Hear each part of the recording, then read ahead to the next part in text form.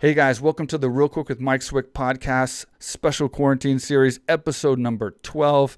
Today's guest is a multiple-time UFC veteran, a multiple-time UFC champion, a UFC Hall of Famer, the current vice president of ONE FC, ONE Championship. He also hosts the Warrior Series for ONE Championship, and he has a podcast, Franklin Speaking. A great guy, a guy that was fighting during my career, a guy that I could have easily fought. We were right there together for many years. Talking about Rich Ace Franklin. All right, Rich Franklin, welcome to the show, buddy. It's good. It's good to be on the show, but man, it's good to talk to you. It's been a while. It's been a minute, as the kids say. Right? Yeah, that's the new way. That's the new way of saying it's been a long time. Yeah, it's been a minute, man. So it's like, yeah, it's a long time, man. We were like right there together, fighting in our careers, and then it's just like, haven't talked to you in so long, man. It's crazy. Yeah, I think you and I overlapped in USA Canada. Yeah, well, 3 times. And then also '99, the comebacks. I think that's when I fought Vanderlei the first time. Who did you fight on that card? I'm not sure on that card, to be honest, but I have the poster. I have 9 posters in my office at AKA Thailand, signed by all the fighters. So 9 of the 15, and you're on 3 of them. So you're on the Ultimate Fighter season finale against Shamrock. Oh. Yeah. You're on the David Loiseau fight, and then you're on Vanderlei Silva. So we might have fought in another one, but definitely 3 for sure. Yeah, but you also fought Loiseau, didn't you? I fought Loiseau right after you. Yeah, that's crazy. And that's when, like, I thought we were going to fight, like, for sure, because, like, you had fought Loiseau for the championship, and you beat him. And then, so he was, like, number 1 contender when he fought you. And then, so, like, now he took a loss. I fought Loiseau and beat him. But then you got obviously the championship fight.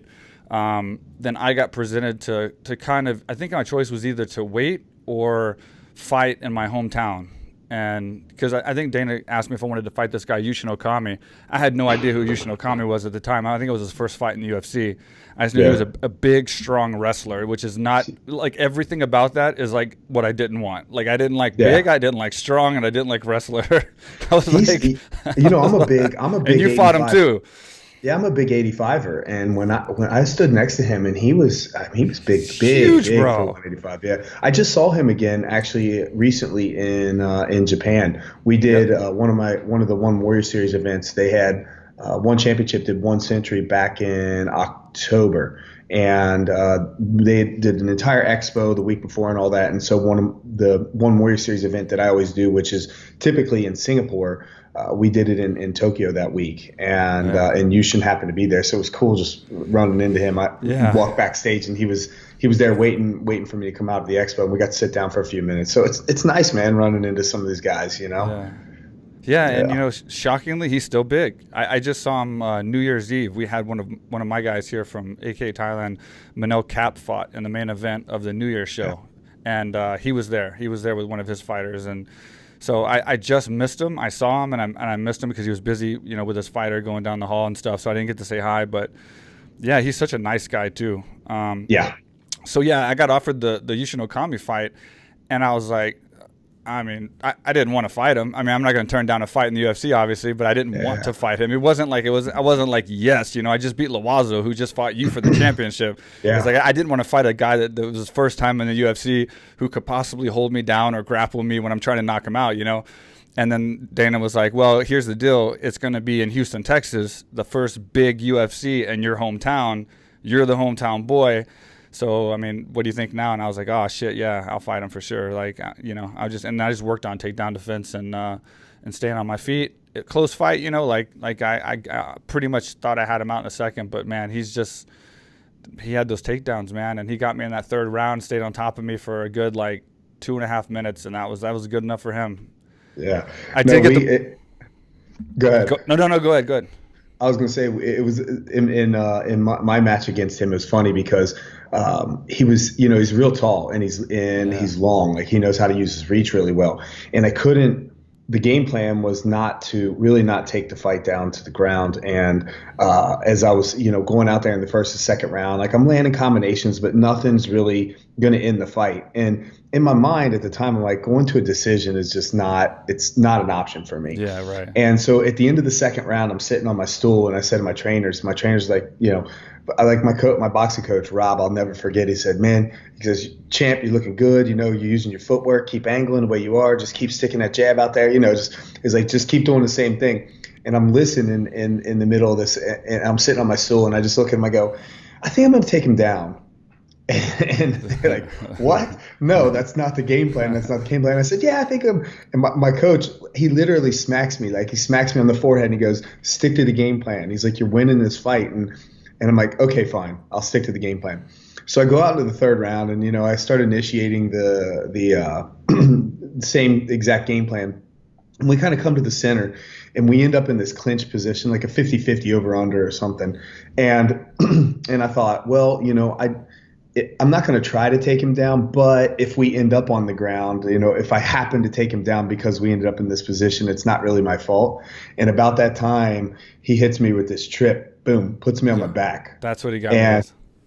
Yeah, and I was like, and then I'm on my back, and I'm like, oh crap, man, my coaches are gonna be so pissed at me right now because I got like relaxed in this position, like, if we end up on the ground, like thinking and he hit me with this trip, and then he was on top of me, and then I was able to reverse the position, but I don't know if you remember that he had me in a really nasty arm lock. Yeah, it was like a Kimura type. Yeah, Kimura. I don't know why I have brain lapse there, but yeah, he had me in this nasty Kimura, and was able to eventually fight my way out of it with about, I don't know, 45 seconds left on the clock. But I was so mad at myself. The coaches were not happy with me after that match. I mean, luckily you got the win on that in story. That's how he does it, man. Like, I won the second round, so I started getting my momentum, and especially at the end of the first round, I like knocked him down, and I was like punching him as the bell rang. So I'm like, yeah, like I'm back. I'm he's got some fear in him. I'm gonna let my hands go. And same thing, man. Like we met in the middle in the third round, and then he got that trip or something. It was like a weird takedown, like just a weird trippy, like off balance. I just fell to my back like an idiot, and then he got on top of me, and I had an arm injury, so I was trying to like bring my elbow into my knees, and it was really difficult. And he's hard to get out from anyway. Yeah. And if I had known this from the beginning, I would have just let him wear himself out. But what he did was he just punched me in the face for like 2.5 minutes, and then he got completely tired. Like, I should have done that from the first round. He got completely exhausted from punching me in the face. So like, and I was like you. I was like, oh my, I'm gonna let my corner down, let my team down, let Houston down. Like everyone's there from Houston, and they were still like hoping I would pull it off. And then he got completely exhausted, and then I reversed him, ended up on top, and then like landed, the last like 30 seconds of the fight, too little, too late. But yeah, it's exactly the same thing, man. He's a tough fighter to fight for all reasons, because he wasn't a big name, but he was tough, and he had things that like I wasn't used to. Whether you were or not, I wasn't used to those kind of takedowns. I'm training with wrestlers and double legs and shots, and then now they got this trippy, clinchy type stuff. But what you did really well, I thought, was you secured the first round, which was very important because he's a slow starter. And I kind of was filling him out in the first round. You put pressure on him, and you were landing. Even if it wasn't hard, you were landing, and you had octagon control, and you were pushing the pace. So that like secured you round number one, already put you ahead, which I thought was really good. So that definitely helped you out for those later rounds where you could have been in more trouble or whatever. You at least got that first round out of the way and took advantage of his weakness, which was being slow. Yeah, so that's the kind of athlete I always was. Like we actually in my camps oftentimes would do, especially towards the later end of my career, is do these drills where we worked on really coming out of the gate faster, because I'm one of those. If you watch my fights, like I'm just one of those guys who starts slow and just continues to pick up momentum as I go.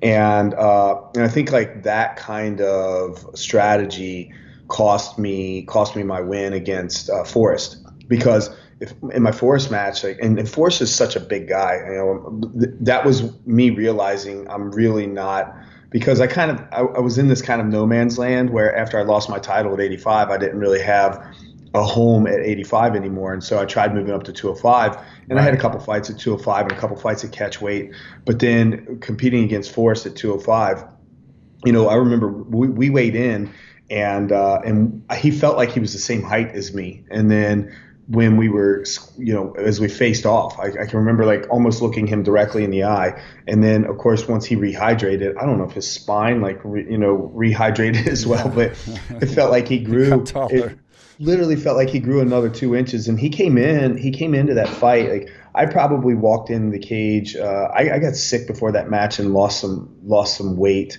And so I didn't end up having to do much of a weight cut.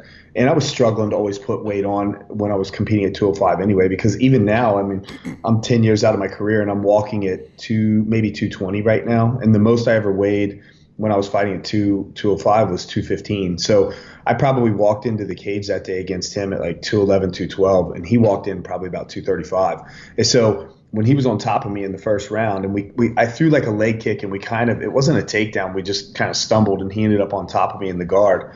And I started to push off at first, like I was going to get up, and he was so heavy, and I just thought, nah, you know what? I'll wait until the ref stands us up. And I had Mazzagatti, and he just for like 4.5 minutes, man, Forrest didn't hardly land a punch, but he never stood us up. And so because I had this kind of slow style or slow start, or at least in that particular match, it was more of a strategic decision. It cost me the first round. So even when you're picking up the pace, if you have one questionable round in a 3-round match, it's like, which is why in my camp we were always pushing for 5-round fights. And so fortunately for me, it was beneficial that I ended up as a main event. Even without the title, I ended up as a main event because they ended up making all the main event fights and non-title fights 5-round fights as well. So that was good for me because the longer I was in there, the more dangerous I got. Right. Yeah. That's crazy. So considering, I mean, it wasn't like we had an agreement or it was ever proposed, but it was very likely at some point we could have fought.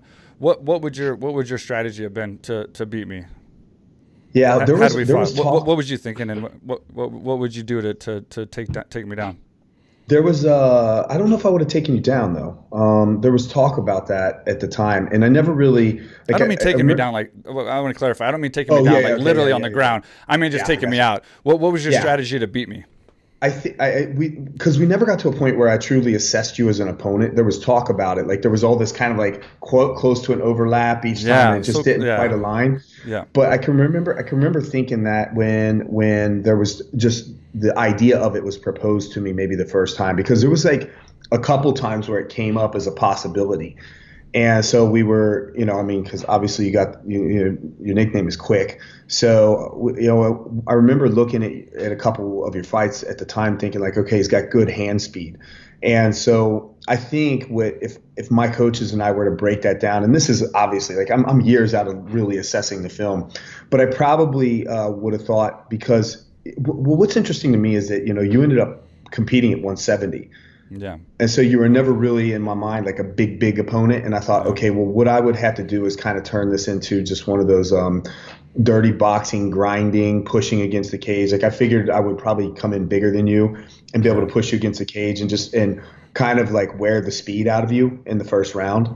And then move on from there. Like I think that probably would have taken some sort of, whether or not we went to the ground or whatever, it would have just depended on where the fight went. But I probably would have done that to avoid any kind of getting caught in the early seconds or something, like making it that just ugly from the clinch, dirty boxing kind of fight and type of thing, something. But I mean, not as if you weren't dangerous in the clinch either. But you get what I'm saying? Like totally. I'm assessing your hand speed. I'm like, okay, this is probably.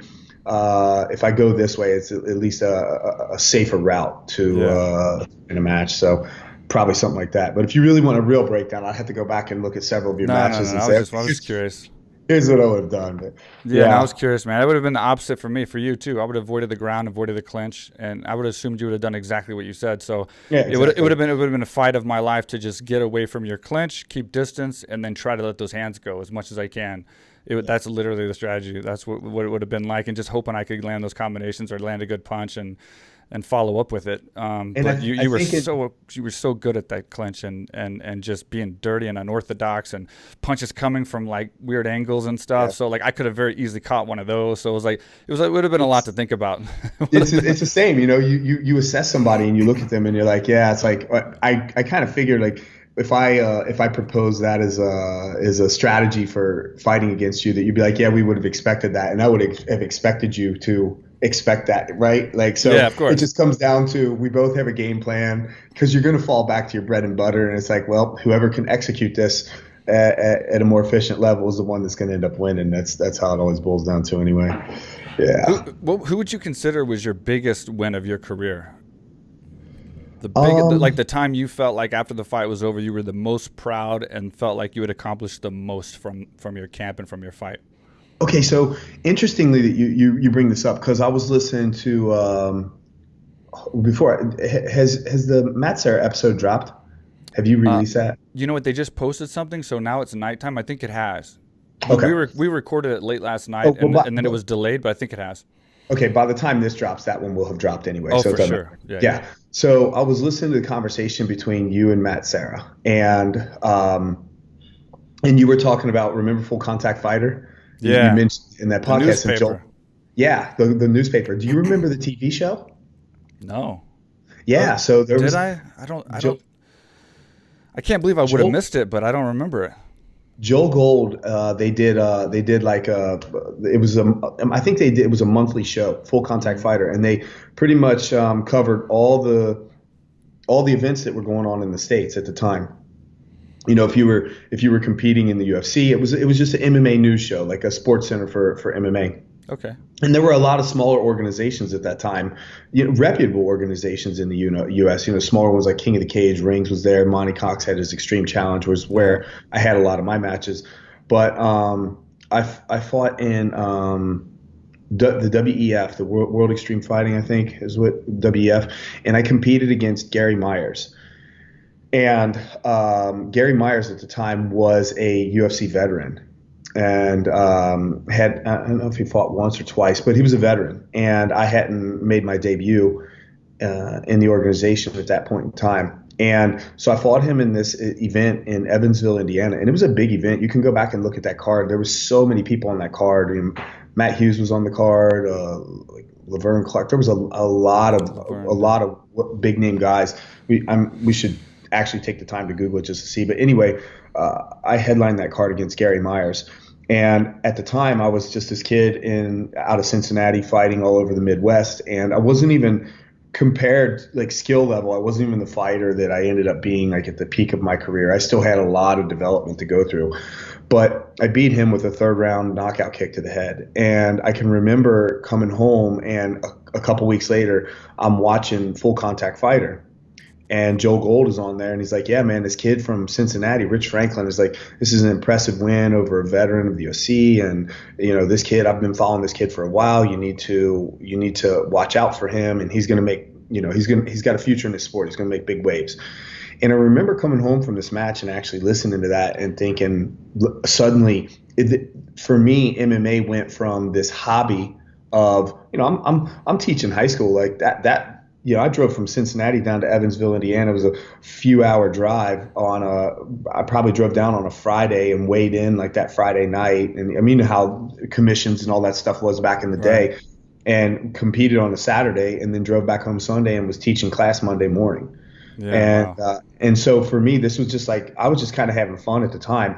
But when he said that, it was the first time that I realized, that there were actually eyeballs on me, Right. that people were actually, it wasn't just me doing something for fun, that now I was kind of like, because, if it's just you and in your own mind, if you lose, like you can kind of like fabricate your own reasons why you lose to help, Yeah. save your own ego internally. Right.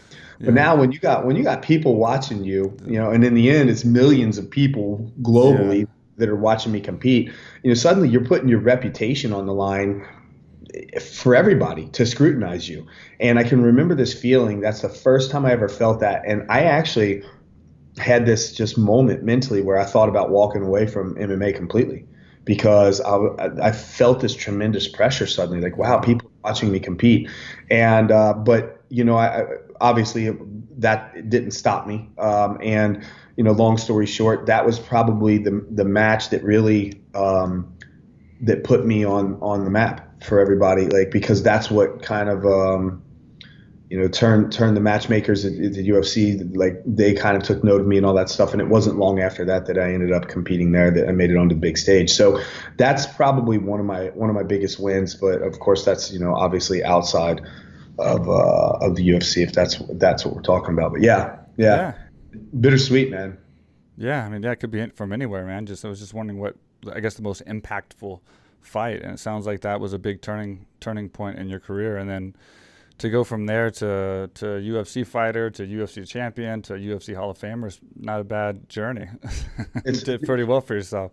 And I tell people all the time, like, it's crazy because you hear the story that I can't remember how many times I would listen to the commentary after I was done competing, and Mike Goldberg and Joe Rogan would sit there and it's like, yeah, he's a high school teacher from Cincinnati, and I would say to myself, like, don't people ever get sick of hearing this story, right? I mean, but you got to keep in mind that there are new fans tuning in Yeah. every time. But it's interesting because that story was repeated so many times that people think, oh, well, I just was teaching math class one day and all of a sudden woke up and thought, I'll do this instead, Yeah. right? And people don't realize that I started training like when I was in high school, all through college, and then all the while that I was teaching. So I had like a 10-year runway of training before I ever got there, Right. And for me, growing up, like I didn't, I wasn't, I mean, I'm not an amazing athlete. I know this. There are certain athletic skills I have. Like if I was, for example, if I was a runner, I wouldn't be a 100-meter sprinter. I would probably be more like like an 800 type of grinder, like that grinding kind of sprint. Like that's what I would be suited for in that kind of sport. And that's the way that my style is competing as well. I don't have these amazing fast twitch muscles with this huge explosiveness, which is why growing up my entire life I was playing football. On this side of the planet, they call it American football, but I Yeah. was playing football and I didn't have the God-given talents that I needed for that sport, like the speed and strength and explosiveness for that kind of sport. And then, martial arts found me, and it was something that, I excelled at. And so, like most boys growing up, and I've dreamed of being an athlete my whole life. And then I get to live this kind of a fairy tale life of earning a championship. And, the funny thing is, Mike, is that when I was done competing, I always said, when I'm done competing, I want to be able to travel because you get to travel a little bit. For example, we both fought in Germany, but how much of Germany did you get to see while you were there, right? It's Right. because you're so busy prepping. And so I always said, well, I want to travel when I'm done. And now I travel around and I recruit people, and I'm flying to what in my mind as a young man would have been crazy places. Like, I mean, I've been to countries like Pakistan and Tajikistan and Kazakhstan even. Hmm. And so, it's like, I don't know, man. God has blessed me. I've really been able to live this life that I never even would have been able to dream to happen to me when I was 13 growing up. Yeah, I can relate to that, man. Like I set my post-career life up uh, just how I wanted, man. Like to have that freedom and that journey, and to be able to live here, build this gym, and be able to do the Yeah. cool things and live in a cool place. So, going back real fast before we get to War Series. So you were talking about being a teacher and stuff. So like last night, I looked up because I remember your commercial with Xyience. So I looked up your commercial. Yeah. That's amazing, man. I remember it looks a little different now than it did before, but it's amazing. And then I found mine. I posted mine on Instagram actually because it was like a Oh, lot did of you? Okay. yeah. I'll have to go back and watch it. I haven't. I, What I, was the storyline on yours? I forget. Mine was like I was a sensitive guy. I was in like a warehouse with like Diego and Heath Herring and Rashad and Koscheck and Forrest and I was just telling a story about like my friend was all into this girl and they broke up and I was like the friend that's like what about the healing process? I'm a sensitive guy, and then they show clips of me like knocking out Gideon and Schonauer, and then it was kind of silly, man. It was a lot less embarrassing and 15 years ago than it was watching it now. So I figured I'd put it on an Instagram for everybody to laugh at, and it was kind of cool seeing like so many guys in one room. And you were kind of you had your own commercial where you did that the teacher thing, and that everybody's like. Like who out here is taking Xyience? It's like I'm taking Xyience, I take Xyience. It was so funny, man. It was so Yeah. funny. But I remember when I Yes. saw your commercial. I think your commercial was the first, and I think so. And when I remember seeing that, I was like, oh shit, man, we're gonna make it. We're gonna make it Yeah. in this sport, man. Rich Franklin's doing commercials. I'm like, maybe we'll do another one, and then it's gonna be on. We had that sponsorship, and like, I was excited, man. That was a turning point in my career. Yeah, I think for us, we end up being like those football players in the States, like in the 1970s, that were just right before the big wave of commercials. Yeah. And because I can remember in my career that we had approached my management, we had approached Harley Davidson at one point in time, and when we first started talking to them, they were not interested at all. And interestingly enough, Harley ended up becoming a sponsor of the UFC, but I was in the two major corporate sponsors I had spoken to was Harley and Hooters, and it would have been a big land at the time for me, and I'm sure probably a decimal place less than what some of these athletes are getting today with Nike or Under Armour or whoever they're signing with. But yeah, I mean, it would those things helped, and of course I had invested a lot of time in American Fighter, my clothing company. Yeah, which, I remember that. And it actually, I don't want to get into the drama of that whole thing, but it ended up being a good investment. But management, we made some mistakes, and end up I don't have the company anymore, which is kind of a sad thing because that was my retirement plan. But I passed up a lot of sponsorship dollars for that, so that I could build that company. And so, but it was a different day back then, man. And now I think there are pluses and minuses to the whole thing, because you see like the corporate deal that they have now with Reebok.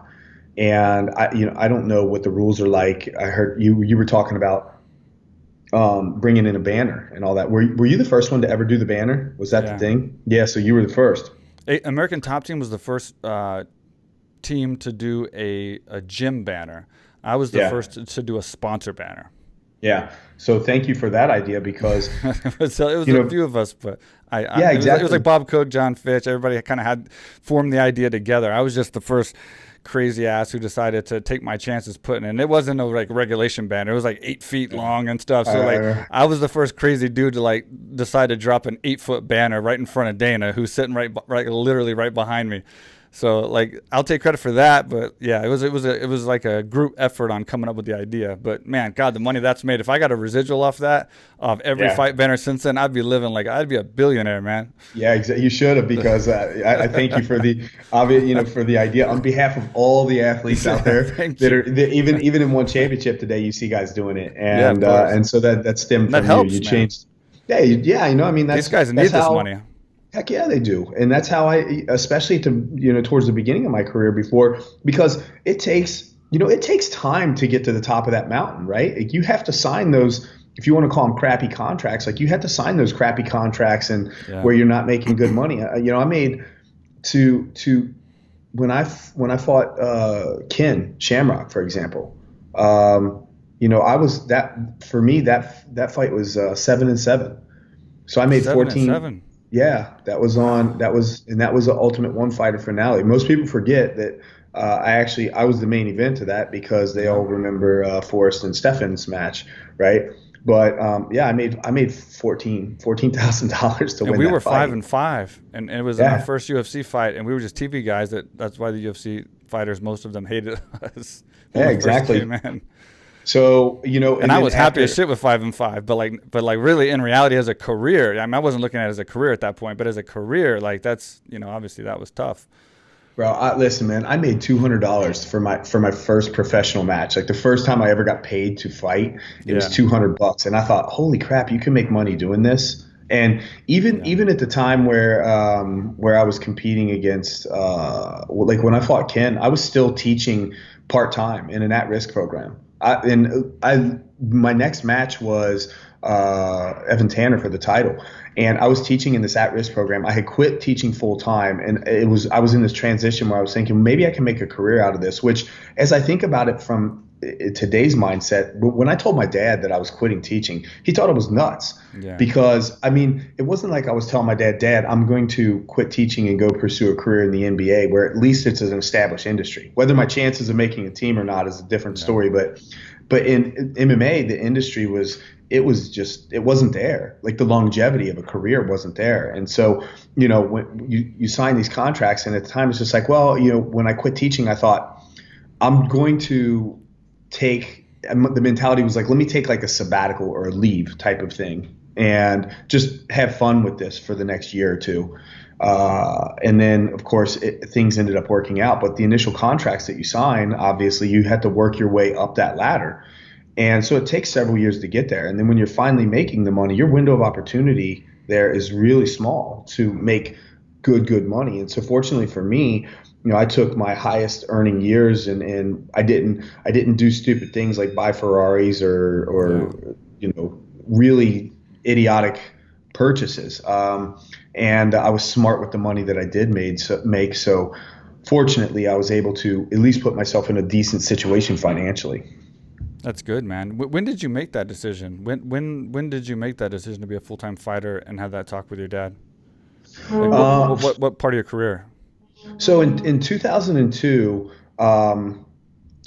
in 2002, I quit. So my first year teaching was 98, and I taught full time for 4 years. And then in 02, I decided to quit teaching, and I decided to quit because at the time, I had spent the summers. When I look back, I don't know how I was able to do this, but I was able to put myself through school. And I didn't have scholarships. Like I had a little bit of grant money and stuff like that. Cause in college I was the right combination between poor and smart. I wasn't real smart. I wasn't like super smart, but I wasn't super poor either, but I had like the best of both worlds. So I was able to get some small scholarship money, but I was able to put myself through college, earn my master's degree, train all the meanwhile, building myself, like training at a level where I'm putting myself in a position where I'm going to become a world champion one day. And so when I decided to quit teaching after 4 years, I had already earned my master's degree. And so I was at least certified for the next, I think, 8 years. So in my mind, I thought, well, I'm going to walk away from this and pursue this dream. But fortunately for me, because I was educated, I always had this fallback. I can always go back to teaching. Little did I know that once you actually start down this path of pursuing something that you really are passionate about, there's never no going back. Yeah. It can't happen. I'm at an age now where the thought of me teaching high school is like, because I don't know, I have this built into me to want to help people.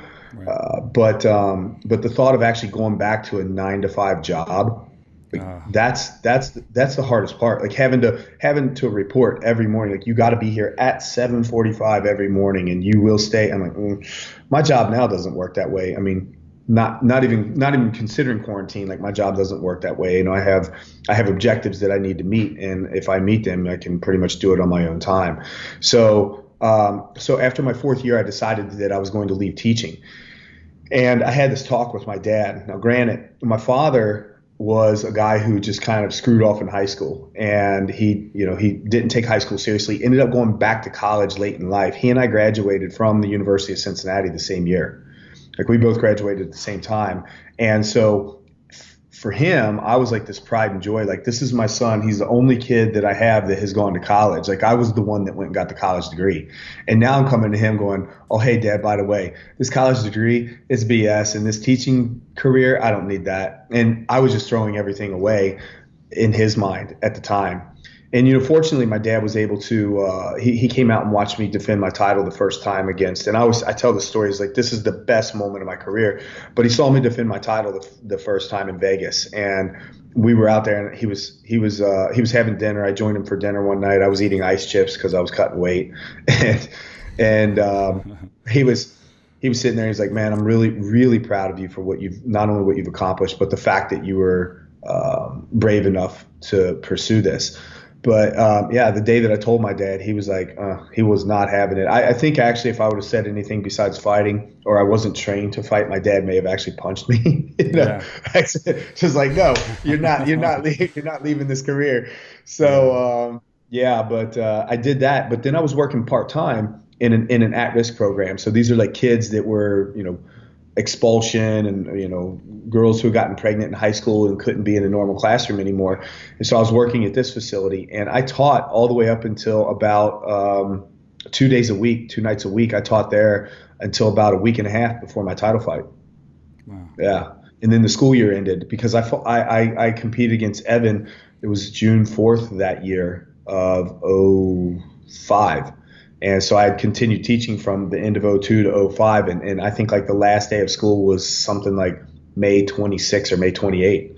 And I was there all the way until the end. And I told the guy that was running the program, this is how confident I was. I said, hey, look, next week I got this title fight. I'm going to win this thing. And then after I win, I'm going to be a coach on The Ultimate Fighter. So I'm not going to be back next year. And it was just like, it was as sure as the sun came up this morning that was going to happen. So after that, the rest is history. But even still at that point in time, I was still on my initial contract that I signed with low pay and all that kind of stuff. And it takes time. It took time to, once I had the title, to get there, renegotiate and start making better money. Yeah, that's crazy, man. And I commend you on all the work you've done with kids, because you've done a lot of stuff with kids, and also on being so bold as to go full time as a fighter before The Ultimate Fighter really kind of took it off to where, the money increased and the popularity increased and everything. That worked out really well for you as well. And do you think that, okay, so in our time, there wasn't as many fighters. The athleticism, we were, like you said, you weren't the best athlete, but we all weren't the best athletes, but we had that mentality. Fighting is 90%, obviously mental and that fortitude, and we were real fighters for sure. Do you feel that you were ahead of your time in the fact that you would have rather fought and had your career today against what could be tougher competition and harder competition? Or are you happy and content that you had your career when you did, and you accomplished everything you did, and you were the champion and everything? Yeah, well, we're getting into a lot of... Not that you couldn't do it now, but I'm just saying, obviously, it's a lot more competitive. Yeah, we're getting into a lot of hypotheticals here. I would actually look. There's some guys there's some athletes that I see that compete that in my mind I'm like, yeah, you can tell that this next generation is here, because I didn't start doing true MMA. I started doing BJJ when I was 18 years old, right? These guys, a lot of them 19. These guys are growing up with this stuff now, and not just BJJ, but the whole MMA mentality. And I have ideas about training and how you should conduct camp, and some of the modern training techniques I don't necessarily disagree with. And there are some athletes where I look at people and I'm like, yeah, you can tell that that's the next generation of an athlete that has had the benefit of seeing this their entire life and the sport evolving a little bit. But at the same time, I feel like a lot of the competition is watered down because there are so many more matches nowadays that you have so many athletes, so many cards to fill, that when we were competing when I won my title, what were there, maybe like 5 events that year or something. And that's, so 5 events times 10 matches per event, you're looking at 50 fights. So you need 100 fighters. That's it. That's all you need to fill a card. And so you're going to find the creme de la creme really quickly. Well, when you go from 5 events a year to 50 events a year, you quickly have to fill this with a lot of excess fighters that, in my opinion, there are a lot of guys today that just are not of the same caliber. And, I also believe that if I were to fast forward my career and be in a modern age, but also have had the benefit of starting, instead of investing my entire life playing football, right, doing MMA instead, that I would still be at the top of the game anyway. So I don't know. I actually like the allure is that the potential for the amount of dollars that you could make in this modern world. Everybody sees like what Conor did with Floyd and making all this money in that match, and it's great. And kudos to him, genius that he's been able to pull that off from a marketing standpoint. And the allure is that would happen to everybody. But the one thing I like about my era is that when I was competing for a title match, for example, if there was an event in March and my event was in June, that was it. Every bit of marketing went to that event. And so all you heard was my name the entire time. You would just hear Rich Franklin, June 4th, Rich Franklin, June 4th, Rich Franklin. And so that's what helped me build a solid brand. And unfortunately for me, like I wasn't big on things like social media. Like I wasn't like really trying to build out my social media numbers. And even to this day, I'm just kind of like, whatever. But that did allow me to build a reputation at the time, for not just the reputation that I had inside the ring of competition, but outside. Like a lot of fans know that I was a company guy. I was always there to fill if there was a last minute dropout or something like that. and my work ethic and all these kinds of things. Like, people knew that, and that's honestly, it's that is what got me to where I am today. Like, why I have the job that I have, because people know, like, not Rich is a tough guy, like, not just inside the ring, but outside the ring. I work my butt off. I work hard for the company that for one championship. And every day, it doesn't matter what I do. I'm just the kind of person that if I'm going to put whatever it is forward, if I'm going to step into the cage, if I'm going to, do a business slideshow presentation, which I don't do, but if I was, like, I would do the best presentation that I can possibly do, because it's just that champion mindset. And so, because I was able to build that brand and everybody can remember that name from that era, that's what's been able to get me where I am today. So I don't know if I would trade it. I mean, the allure of being able to increase my lifelong earnings by 2 or 3 decimal places would be great. Yeah. Don't get me wrong. I mean, everybody wants more dollars in their pocket, but no, I'm happy with it. My journey, I think, the old days, the wild, wild west of MMA is awesome. I can tell stories of warming up in locker rooms at fairgrounds where there were chickens in the locker room, and me too. I'm from Texas. On a couple different occasions, I had the actual cage break during competition. And stuff like that, and shows delayed, and just one of my first amateur matches, not my first one, but in this little show that I was competing in Indiana, the guy who was running the show, like, his cousin had a PhD in philosophy, and that had fulfilled the requirements for having a doctor on hand. Right. That was their medical doctor, was this guy with a PhD, which, everything was going really well until I fought that night and kicked this guy in the jaw and broke his jaw in 3 places, and they just didn't have the medical team safety standards and everything that they needed at the time. But I mean, this is circa 1997, 1998 timeframe. So, just, it's crazy stuff and so I like those experiences. I like going from that experience to competing in, 7 different countries that I competed in or something like that, and seeing some really cool arenas like O2 in Germany and whatnot, and headlining stuff like that, to coming from where I came from. So it makes for a really, really, really cool story for me. So I wouldn't trade it. Yeah, and I agree with you 100%. And a big part of me asking that question, hypothetical or not, is because of that amount of attention and marketing and publicity that we got versus what the guys get today. It's really hard to be a star today because there's so many fighters, and there's guys that are 4-0 in the UFC, 5-0, that you barely know their name, And for me, at my level, I was happy to be in that generation where I had the competition I had, and we were fighters. We all were about the same, and I excelled enough and got close enough to the title and got a lot of publicity, a lot of marketing, which is carrying on to my career and my business now. So I was content and happy with that. But I just wanted to ask someone like you, who was a champion and a Hall of Famer and had the potential, obviously, to do so well now and hang with the new generation. So I just had to ask that question. But Oh, good.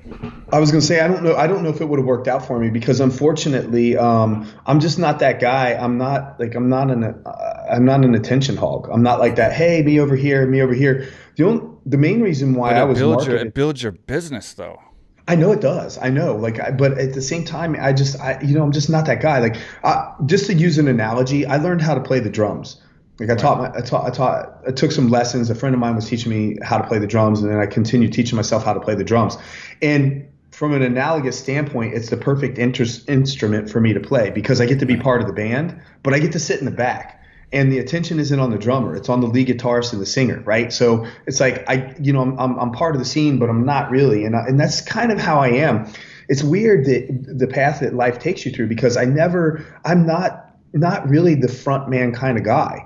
And then suddenly I'm catapulted in this position where not only, I really see myself as one of the pillars that the UFC built its brand on, because at the time MMA was not accepted in the US. It was still banned in many states. Yeah. And so what they needed this clean cut, old fashioned, good old American boy next door bring home to mom, eat your apple pie, high school math teaching kind of guy that could speak intelligently on camera. And I filled that role. I wasn't the trash talking kind of, hey, look at me, look at me, look at me. And so that's really what got me, what took me the distance and what built my reputation for me. I didn't have to be that trash talker. So even if I was in this modern generation, like you said, there are plenty of guys that are 4-0, 5-0 in several organizations that people don't even know their names. Right. And you have to be that guy that's like me over here, me over here, me over here. You got to be doing some crazy stuff on social media that's going viral or whatever in order to get people to notice you. Otherwise, you fade off. And I probably from a social standpoint would have been that guy, because every day I have to force myself to actually care about posting something on social media. I'm like, people really, do they really want to see a picture of my breakfast? And they do. They want to know what I eat, or what I'm doing. Like, what does a guy who becomes a champion of the world eat for breakfast? I'm like, well, this is what I eat, and I pretty much eat it every day of my life. So yeah. What? You weighed your food. I remember that. You were like one of the first guys that I was like, whoa, like you were like literally had a scale and weighed your food for your fights. Like you took it dead serious as far as cutting weight goes. I remember that.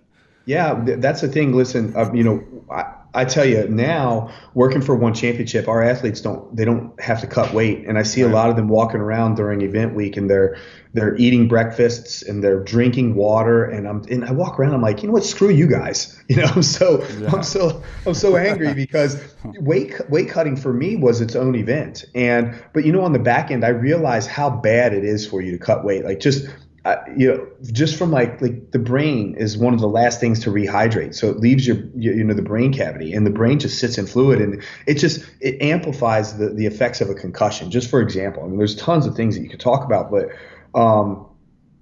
yeah, it's like, at least at that time, a lot of people didn't know what they were doing with the weight cut, and we were very, very, very scientific about it. I mean, I have nutrition journals where I wrote down how much water I drank that day, what supplements I was taking, how much I floated at night, sodium intake, all my macros, like everything is tracked. Handwritten tracked, and I have these like spiral bound journals of leading up to matches and stuff like that. And so we had this system that we followed that worked for me and my body, and gave me maximum whatever drop. Interestingly, I'm not a big fan, even if I was cutting weight, to drop too much weight anyway. Like I would always keep my weight drops at around, for me, going down to 185, like I would probably start like 207, 208 tops, and I would try to keep it to 20 pounds the week of the match, and I would have this systematic step down process that I would do with, after we did a water loading, doing our water strip. But yeah, like there are a lot of guys like the mentality of like, oh, well, if I can cut 30 pounds or whatever. And I believe that performance suffers from that if that's what you're going to do. But that's a whole different podcast. Right. We could go into for days on weight cutting. Sure. Well, completely not hypothetical. Would you consider fighting again? I want to say that I heard something not maybe recently, but maybe like several months ago of you possibly wanting to fight again. Was I wrong about that, or did that happen? Like, is it possible? Could we see you fight again? Okay.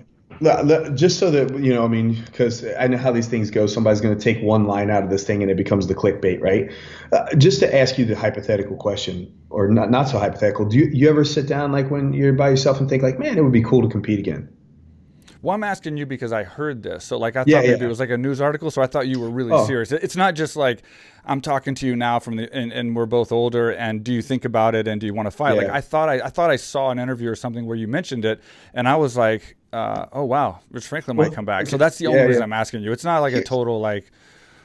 Here's the real breakdown on this whole thing. Is it 100% out of the question? No, not at all. I could actually be motivated to compete again if all the variables lined up, like the right kind of opponent that interested me, all that kind of stuff. What's the reality of this actually happening? Well, I have a job that I'm doing on this side of the planet now. I do this travel show, I recruit, and I don't train that much. Like I'm lucky if I get on the mat maybe twice a week. Right. and I don't really do any sparring anymore, just because the taking hits to the head is unnecessary at this age, unless I'm actually training for something. So yeah, I'll do some bag work and occasional pad work or something like that. But it's, the amount of training that I would need to do. So realistically, if I was going to take a match, I would probably need 3 to 4 months just to get myself back in the groove before I even entered an actual fight camp. So I'm really looking at stepping away from my current job, for probably 6 months. Right. And make no mistake, I'm 45 now, and I can feel the effects of about a 15-year professional career. Because I had many professional fights before I actually made it to the big show. But, I can feel the effects of a 15-year career. Things I get up in the morning, I'm like, oh man, this is going to take a few minutes. I mean, you got to pay the cost. And so the reality is, like, could I be enticed to do that? Yeah, if the money was right, the opponent was right, and I actually could get that runway to train. But I do realize that I'm at a point in life now where I don't think I could come back and just continue a full-time career. It just couldn't. The camp after camp after camp my body wouldn't be able to keep up anymore. And I know this. Yeah. And this is coming from a guy who I don't measure my food anymore, but I mean, everything I eat is calculated. Every time I sit down, I'm like, okay, here's what I did today for my workouts. So I'm going to need this many carbohydrates. I'm looking at this much protein, and I'm mentally kind of calculating things, and it's just, I'm looking this way because I'm looking at my kitchen. I'm like, the moment that we get off of this podcast, I'm going to go make myself my second meal of the day, and before the end of the day, I'll have at least five minimum meals that are all somewhat calculated out from everything that I need from my macros, and making sure I get a plethora of vitamins and minerals in my micros as well. So I'm almost as bad with my nutrition, or as good as I used to be when I was competing. And of course, I mean, at 45 years old, like, I look like I take care of myself. I still look the part as well. Yeah. So, and that's why I asked, Yeah. And the thing is, and on top of it, I still train like a madman. Like, I'm still, lifting and pushing myself. Like, I go into the gym. It's like, this would be my bragging thing. Like, I go into the gym, and I was trying to lift deadlift 315 for 25 reps. And I'm just like, I'm not satisfied until I can get that. Like, I'm going to hit this thing for 25 reps. So 25 reps at 315 is part of your workout. It's insane to be able to push out that kind of volume, for, at least for me. I mean, somebody else might be like, well, I warm up with that, whatever. But I don't ever go into the gym and be like, you know what, let me just, like, get a little squeeze today in my biceps. Like, I did my beach muscles, I'm good to go.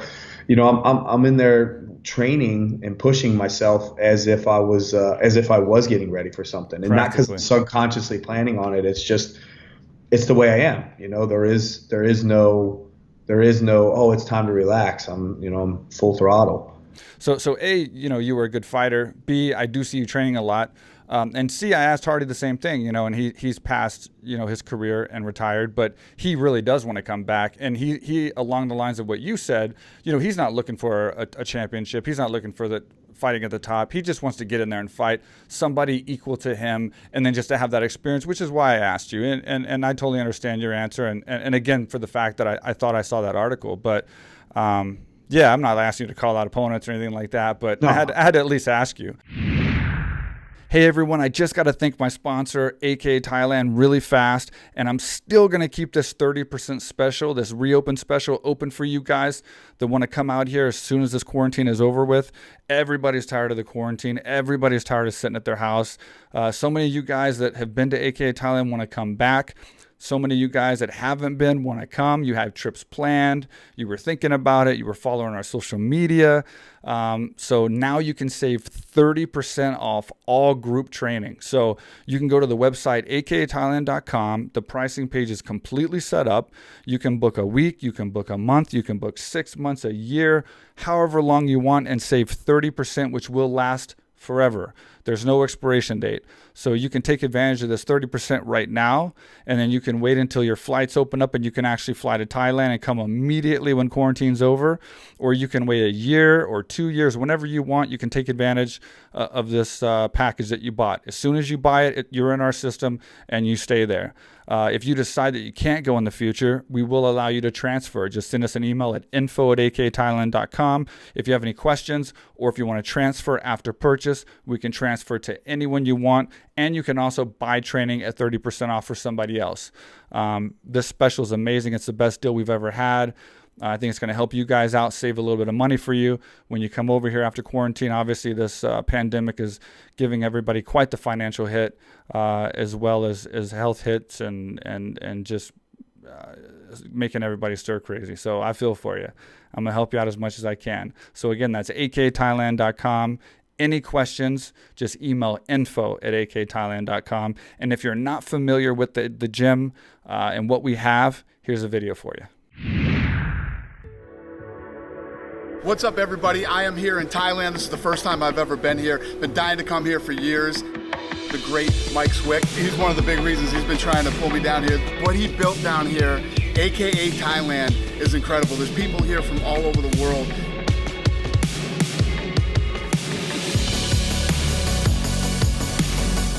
You can train mixed martial arts here, jiu-jitsu. They have weightlifting, they have cardio, and obviously they have Muay Thai, boxing, everything.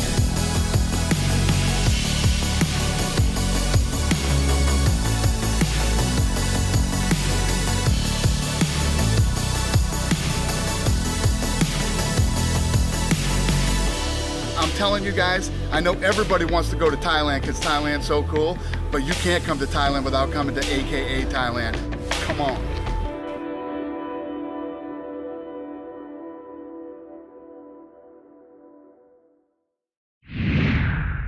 But let's talk about ONE FC, man. So you're the VP of ONE FC, and I know they brought Misha over because she stopped by AKA Thailand on her way to Singapore. And she's like a VP as well. So how does that work with you and her? And like, what is y'all's job, aside from the Warrior Series and other stuff we can get into, what is y'all's job as the VPs, I guess, of ONE FC? Well, so, I mean, the thing about One Championship is that it's not just an event company. Like, One has kind of put themselves in a position where they're a content house. Yeah. So they're all about distributing different kinds of content. Realistically, when I first got hired on for this company, I don't think they really knew what to do with me. Right. I mean, because actually, when I first got hired on, a lot of it was me helping Matt Hume, who is our matchmaker. He's the head of the entire sports and competition team. So it was helping him with different things. And I would attend like sales meetings and I would just do random things. I would give, speeches for the company. And it was like, I think there was like this time of like, Rich is going to be a good employee. We just need to figure out how to place him in the company properly. And then, initially I was working from Ohio and I was traveling down here working remotely. And the transit time door to door from my front door to anywhere in Southeast Asia is about 30 hours. Yeah. It's going to be worse now because the airlines are going to eliminate so many different flights, but 30 hours door to door. And in 2016, I did 10 trips down here. Wow. And I was like, I can't continue doing this. So the company had approached me about relocating down here. And I thought, well, I'll come down and I'm so living here in Singapore. And I still go home quite a bit up until this current time that we've had under the pandemic. But I'm on this side of the planet. And so I was down here and, I had some initial jobs. And finally, Chantry, he comes to me one day. And I was doing so many different random things for the company that I was barely keeping my head above water. And he comes to me, he's like, I got this great idea and I want you to spearhead this thing. And he kind of explains, the bare bones of what the One Warrior Series is. And I looked at him straight up. I was like, dude, I don't have time for that crap and I don't want to do it. So, and he just kind of passed me on the shoulder. He's like, you're going to do great, like that. Like, it was his way of saying, like, I don't care if you want to do it or not. Yeah. And it ended up like that. So he put me in charge of the Warrior Series. And so I run this project head to toe. I lead a production team. I have amazing people underneath me. I have a great executive producer and just the people that I work with. My co-host on the show, Jonathan, is awesome. He's a Boston College graduate. He's smart, like sharp as a tack, great business-minded guy. So I've been blessed to surround myself with really good people. But I lead a team of about 15 people. And what this was One Championship's foray at the time into producing content that was not necessarily fight-based content. If you've seen the show, we travel around and we'll travel to various different places and experience local cultures, local cuisine, maybe do some crazy activity, jumping off cliffs, whatever kind of thing. We were in New Zealand rock climbing one time. Like I've done some really cool stuff. Like this is the kind of vacationing that I've always dreamed of being able to do. It's not really a vacation though, because a lot of prep goes into this. Of course. But so I run this entire division, and then with obviously it's a travel show. I recruit people. Then on top of it, we hold events. I hold live events, and those for us have been the One Warrior Series events have been closed door events, not open to the public with large audiences, but closed door events. And then all the athletes that I recruit, we travel around, tell their stories, and all the athletes that I recruit are competing for contracts for one championship. So that's the kind of the bare essentials of what I do for the company. And then with the current situation with the pandemic, we had to I can't do a travel show right now because I can't travel. So fortunately, we were working on this idea of creating a podcast, and essentially that's what we did with the newest thing I got come out now that we've posted several. It's called a video podcast on One Championship's Facebook page. We'll do them as live content. And it's just cool discussions, but the video content that I post out, it's a variety show. So I have just a bunch of different kinds of guests on. I had that's the Franklin speaking, right? Yeah. I saw the surfer when you had the surfer girl on. Did you watch her episode? Yeah, man. She's an amazing girl, man, and she's just she's super positive message and just about overcome perseverance. And that girl, she got her, for those of you who don't know, her name's Bethany Hamilton. She was there was a movie about her called Soul Surfer, and she had her one of her arms was bitten off by a shark while she was surfing one day, and she's from Hawaii. And that girl was 4 days in the hospital. A 13-year-old girl, 4 days in the hospital, having a conversation with a family friend, and the guy was like, 4 days after she lost her arm, and the guy was like, so I was out in the ocean today, and I tried paddling past the surf with one arm. He's like, you can totally do it. And she's like, really? And you can see this look of excitement on her face. And within 4 weeks of the accident with the shark, she was already back surfing again, and just truly amazing story. But yeah, it's a variety. It's a variety show essentially. So I had this gentleman. His name's Levison Wood. He was a traveler. He walked the Nile. He walked the whole length of the Nile from Rwanda all the way up to Egypt. And the stories. I mean, I have a lot of stories. I've been to about 55 countries at this point in my life, and which is a lot for me because I'm some kid from a small town outside of Cincinnati, Ohio. Never thought that I would ever really do much international travel. But this guy, so I feel like I've lived the life. I feel like I've lived 10 lifetimes of experience. I don't know if you feel that, but this guy, man, he's like one of those guys that if I was sitting at a party and I could tell some cool story, he could probably tell a story that was like 10 times cooler than the one, because I mean, he's been in front of he's been in South Sudan where there have been 13-year-old militant rebels holding AK-47s at his head and stuff like that. Just crazy stories that this guy has. So yeah, it's fun. And so that's fortunately for me, my team and I, we had been working on this Franklin speaking property, and we're able to launch it in time because this actually what you see behind me here is this is not my real furniture. This is part of my studio set. My Bloodsport poster, which I attribute the Bloodsport probably to one of the few reasons why I actually ended up getting into a mixed martial arts career, because that movie came out when I was a kid, and I've literally seen this movie more than 100 times. So this is just part of the set, and I'm actually sitting in my podcast set right now. Well, tell me you got that thing signed by JCVD. No, I don't. I've never met him actually. You got to get that thing. But signed. I will say this: I have met the real Frank Dux, who was the character. Really? Yeah. I read this book, or read a book about Frank Dux. Yeah, I was. What do you think about him? There's so much controversy of him being real and not real. What do you think? Yeah, he's not real. Yeah, he showed up. He showed up to one of my seminars, and I literally he wouldn't shut up, and he was talking to me about I don't know what I was teaching. I was teaching some stand-up stuff that day, some sort of combination or whatever. And, I looked at him, I'm like, at first I was super excited. I'm like, oh my gosh, it's Frank Dux. Like, and then he was talking about how he teaches like these energy things and this in exchange. And I straight up, like, after he went and quit talking, I was like, people actually pay for that. Like, people pay you for this information. And yeah, I just, unfortunately, man. And I just looked at him, I was like, bro, you've seriously just ruined my childhood. Yeah, exactly. Yeah. So, and for those of you that are lost right now, Frank Dux is like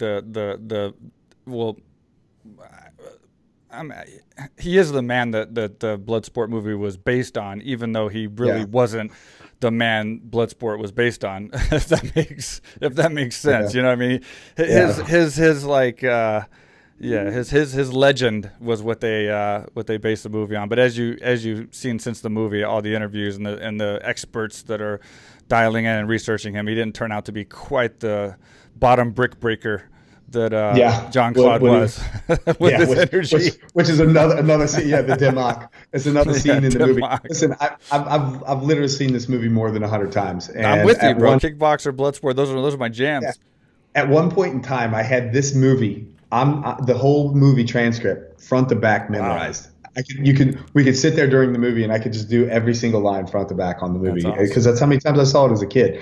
So between that and my dad taking me to some boxing contests when I was a kid, I think that's pretty much what got me into martial arts. My dad, when I told him I wanted to quit my job teaching, back to that story, he's looking at me like, why the heck would you throw this away? I'm like, I don't know, Dad. I mean, remember all those nights we went to those local boxing contests and I'm, sitting on those metal folding chairs falling asleep at midnight while we're watching all these guys drinking and boxing at the same time. Like, why do you think I got into this sport? So anyway, this is part of my set and whatnot.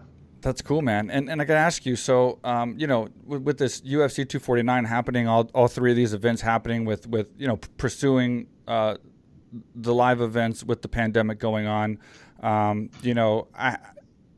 I've been curious about what that does to sports, what that does to other fighting organizations in general. Like, do you think it was a good move? Do you think it was the right thing? And what is one going to do, if you can talk about it? Like, are they planning on doing maybe similar things to get some fights going, or are they going to wait it out, or what's the plans that you can actually speak about?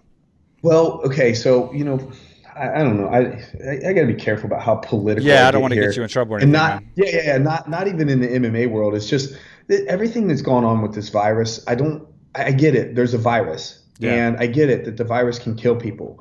But at the end of the day, it's a virus, and I don't know. I just don't agree with this whole quarantine system, the way that they're doing. Like, really, what we're doing here right now is we are suppressing our immune systems terribly. Absolutely.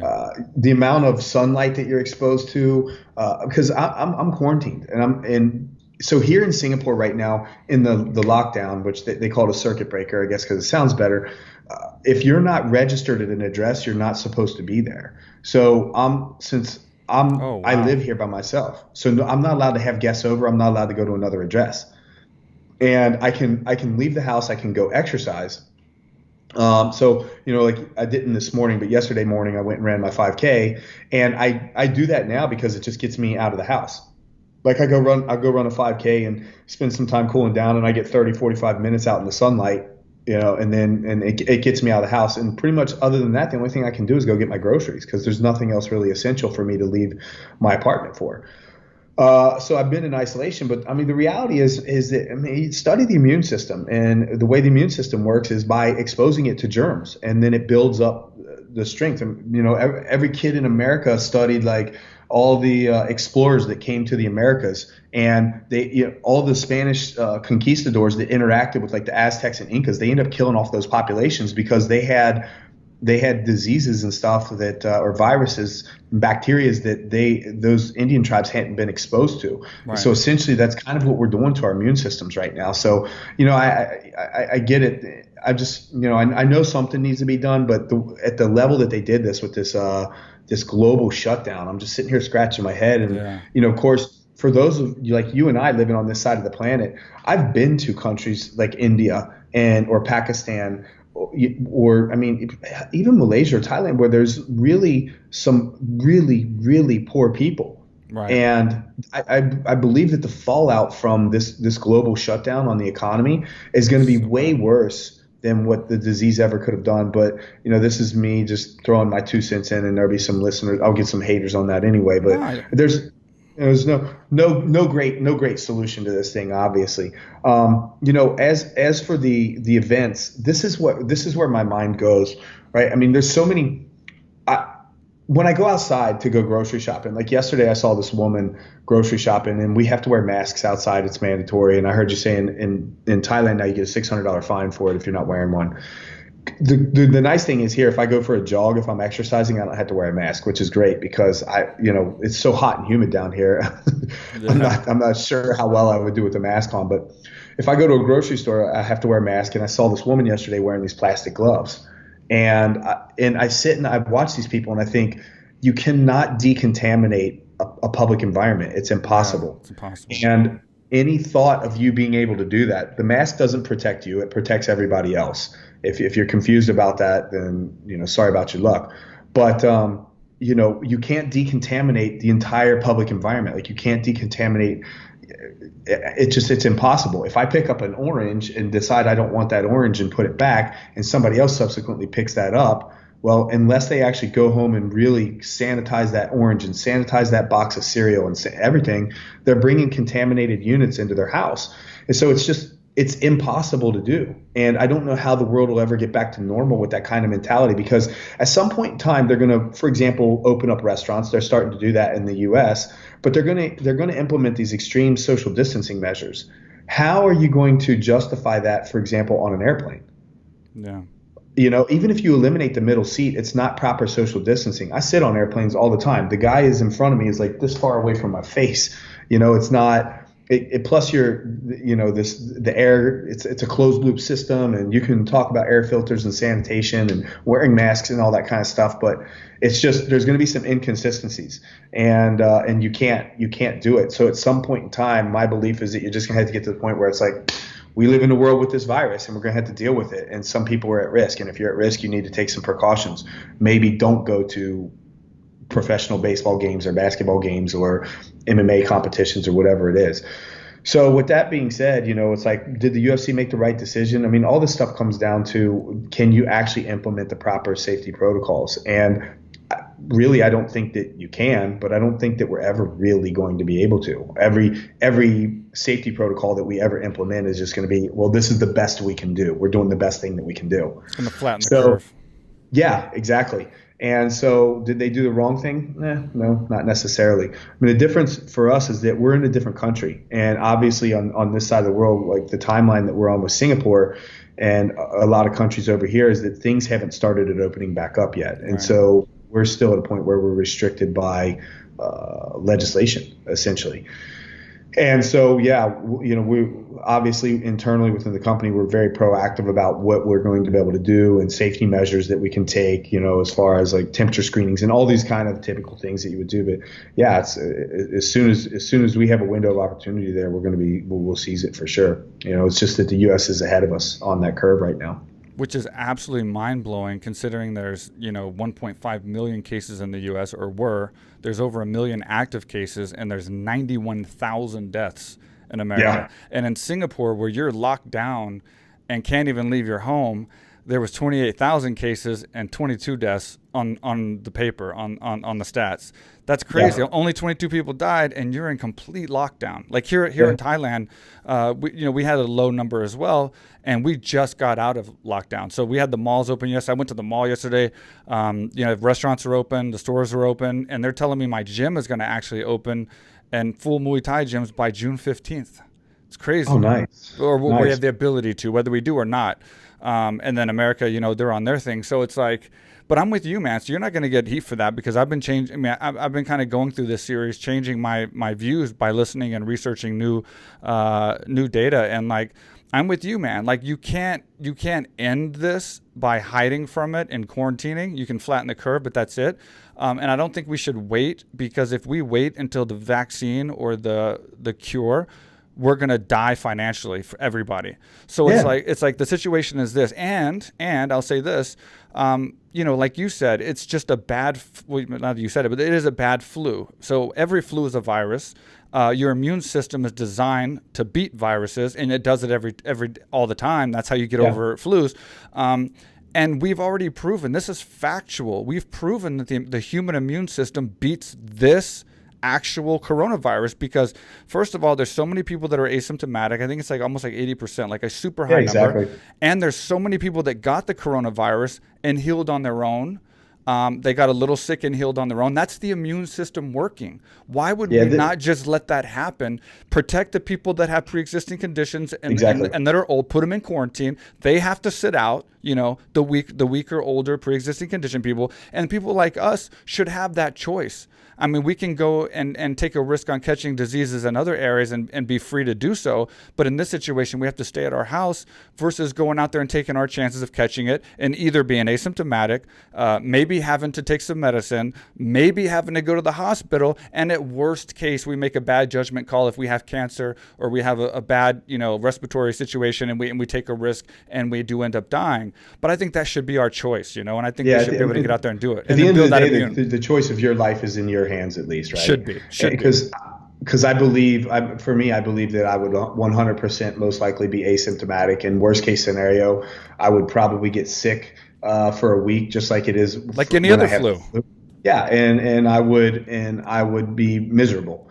And so for that, like as you're saying, I would be, me personally, I'd be willing to roll the dice. I'm like, well, let me do my thing. Let my immune system. I'm gonna bet on my immune system, and I'm gonna continue going outside and doing the things that I need to do to build my immune system. So when I'm outside now, I make sure I touch as many door handles as I can. Like I'm doing an immunity exercise. It's like everything else. Like if I'm not lifting weights, my muscles are gonna get weak, and if I'm not exercising my immune system, it's gonna get weak. I will say this, the one place where I am a bit concerned is like my mom, for example. My mom is she's a little overweight. She's got some respiratory issues. She's got some sugar issues. She has all those kind of issues that can be problematic for somebody like her. She is one of the people that is at risk.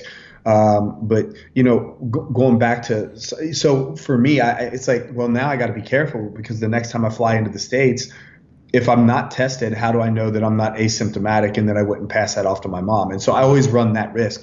But in the general public, for example, like you said, I believe we should just be doing our own thing and let everybody, handle it. Because at this point in time, you can look at the data. Like, the data just doesn't support the number of deaths that they thought that this thing was going to produce. Right. And you can say, well, it did that because we quarantined. I don't know. And I think what's going to end up happening is, because I think the thing to focus on is the one stat people focus on is the number of cases. Oh, there's this many cases. It's like, focus on the deaths. Like, we don't, nobody ever talks about how many cases of flu we had in a year, right? Because everybody gets it. Even people that have had the flu vaccine get the flu. And so, focus on the number of deaths and how many people are dying and stuff like that. But yeah, man, I'm just, I would roll the dice with my own immune system and play the game that way. This is a virus, but I don't buy into the hype. And even at this point in time, like I said, the data doesn't support itself. And you can look at how even organizations like the WHO have they shifted their direction, like many times. Well, so. I don't know, man. And they're controlling it. I mean, YouTube's taking videos down. So they're controlling your freedom of speech when you talk about COVID-19. Yeah. That's crazy. This is why I think, unfortunately, in a worst case scenario, but I think and I'm fearful that there's an agenda attached to this, and then what this agenda is, and how are we going to get rid of that from the powers that be that are making us do these things, and that's because of social media. Restrictions. That's because of the stats are like, you can go to any stat page on the internet and you can find every stat about all this stuff, but the one stat you can't find, or it's very hard to find, is the age of the people that are dying and their pre-existing conditions. And the reason you're not finding that stat is because it's all like cancer, like severe flu, There was a guy that got hit by a car, and it was a coronavirus death because he had coronavirus, and they said he couldn't recover because he had the coronavirus. Like there's so many things being attached and being blamed on coronavirus that isn't. And so that stat's hard to find. And for all these reasons and why this is so hard to handle, I feel there's agenda attached. And like you said, for your mom, my mom had a stroke as well. She's weak. And I think that, I don't see why in my mind this works, that we can do what we want and take our chances. Like, for instance, my mother and the people that have pre-existing conditions and even ones that are just semi, they can stay in quarantine and we keep them protected. And then we just wait out until we get enough testing. Like they're making more and more tests every day, and the testing is becoming faster. Almost, they're going to have probably immediate results soon with these tests. And then eventually we'll get the test and then we can test ourselves. You can test yourself and then go see your mom. You know what I mean? Like, and then we can start interacting again. And then by then the vaccine comes and the cure comes and everyone's happy. And in the meantime, we're out there working, making a living, keeping our businesses afloat, putting on shows, having fights, doing things. And it's just like, I just don't understand why that doesn't work. I can't find anything to support why that shouldn't work. Yeah, when you start talking about agendas that are attached to things, you got to be careful, because then we're going to go down this rabbit hole of conspiracy theories, But it is, man. Yeah, I can talk about that kind of stuff all day, but I'll say this, I'm a bit of a conspiracy theorist, but I think for something like this, because you can hear any kind of conspiracy theory. Oh, this was a bioweapon made in a lab and, China released it, or it was leaked from the lab in Harvard back to the Chinese national, I've heard the 5G theory. But forget about all those kinds of theories. I think at this point in time, like I'm just more of an opportunity theorist kind of guy. It's like, here's a situation that's presented itself, and there's some people out there. It's like, how can I create an opportunity out of this? Because there will be some, this is destroying the economy, but there will be people, there will be businesses that are going to make a ton of money off this thing. For sure. And if you're one of the people in the world that is naive enough to think that there's not some sort of agenda behind that perhaps the data could be encouraged to be inflated or whatever, or this thing could be encouraged to extend to this quarantine longer than needed, then it's like, I don't know. So yeah, it exists. These things exist. So I don't know.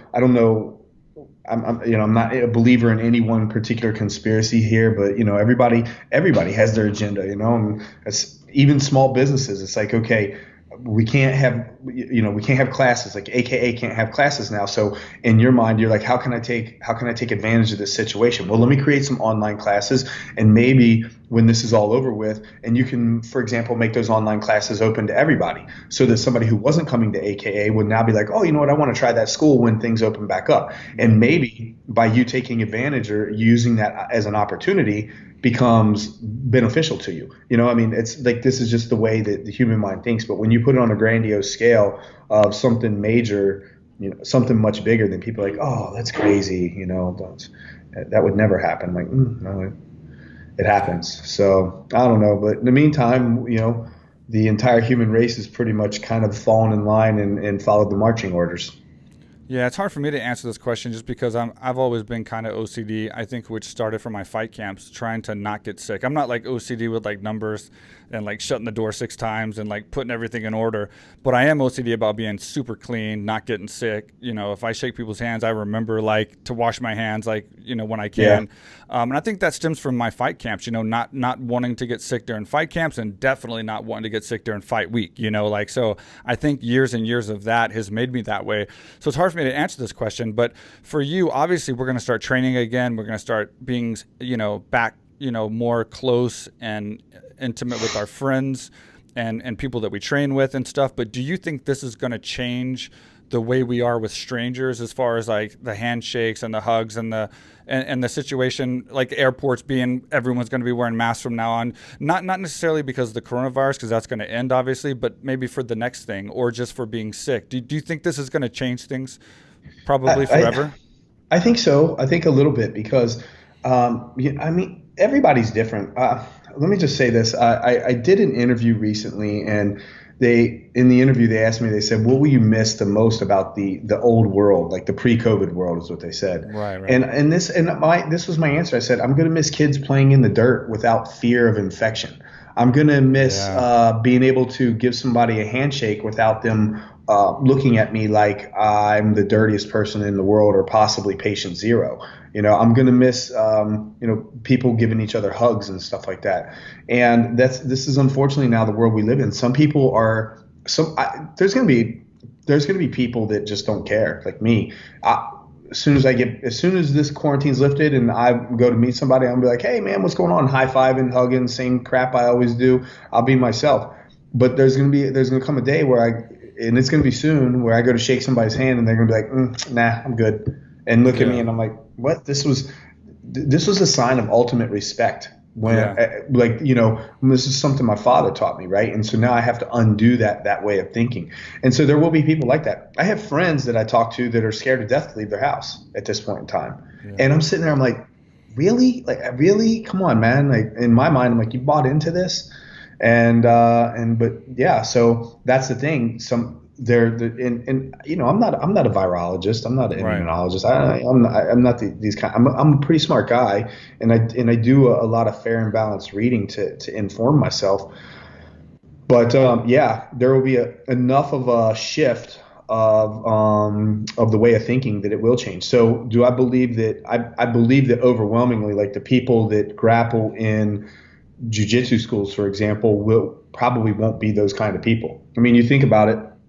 Every time you get on a grappling mat, especially at a new place, you're like, there's got to be a piece of you that's kind of rolling the dice on whether or not they clean their mats properly, because you could end up with staph or ringworm from somebody else.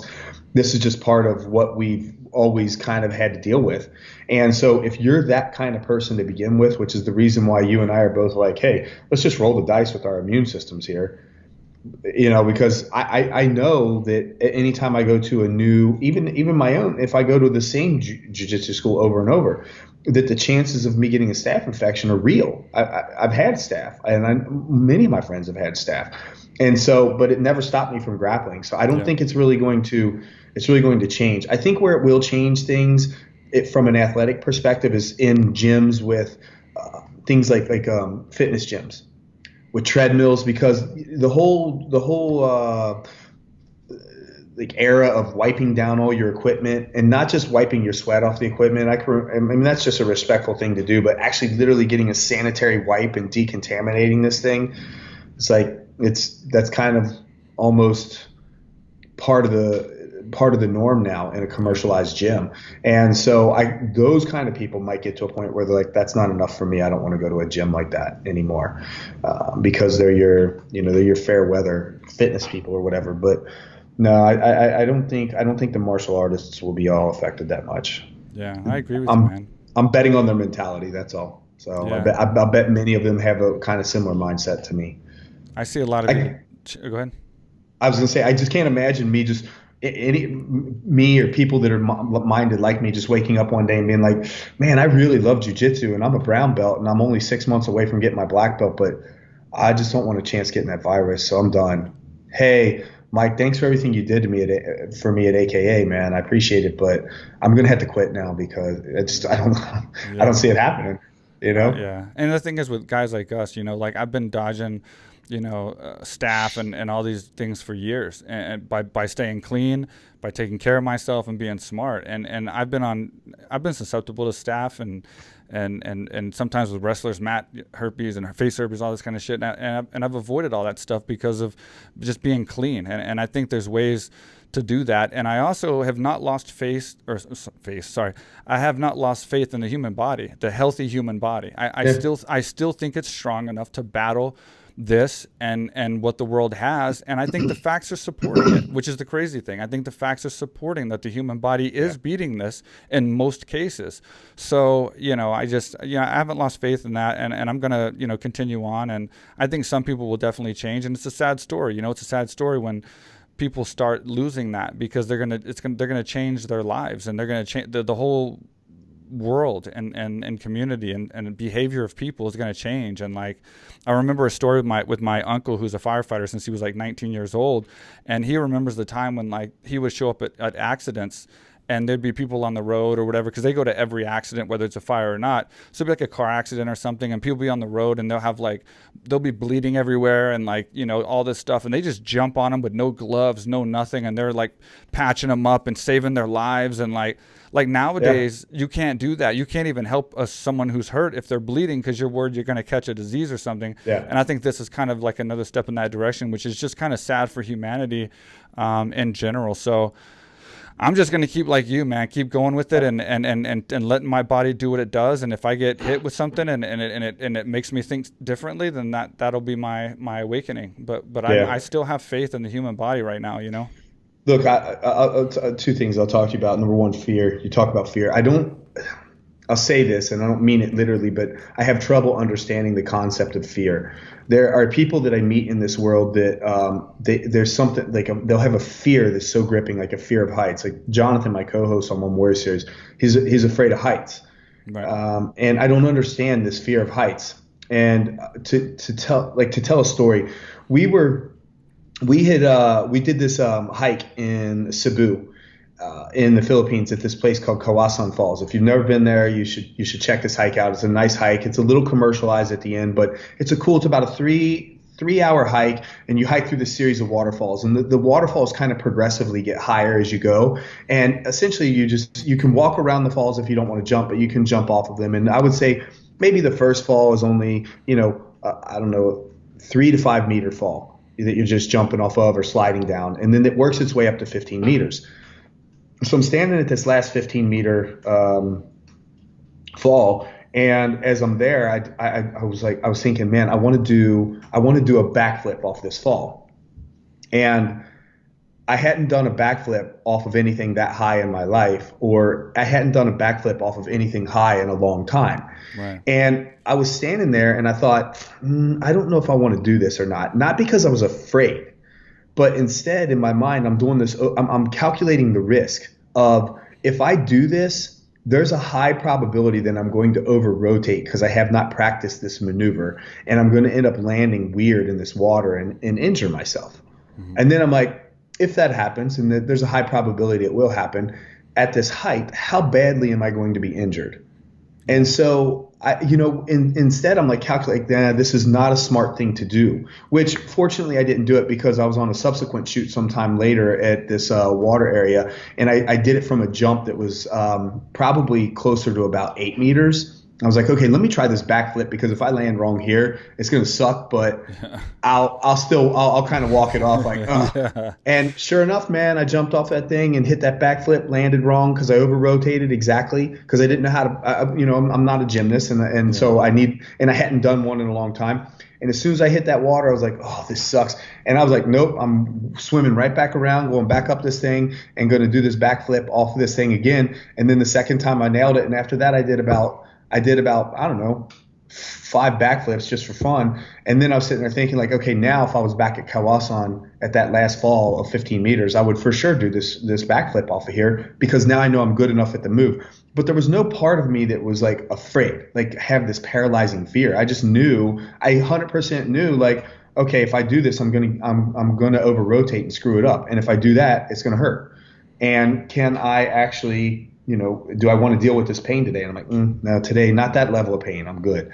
And so it wasn't this kind of fear thing. It was just, it was more of a calculated risk. And for people who operate out of fear on something like this, it's just, a lot of people, you listen to what you're being told. And I get it that there's this source of information, but it's like, man, do some reading. Understand how, for example, how your immune system works. On top of, for me, maintaining this really strict nutritional regimen. And it's not just like weighing out my food. I'm making sure that I'm getting good vegetables and fruits throughout the day, and giving my body the nutrients that it needs to keep a strong immune system. But on top of it, I'll take some extra supplements. I make sure that I'm getting like ginger in my green drinks in the morning. I take oregano oil as an immunity booster and stuff like that on a daily basis.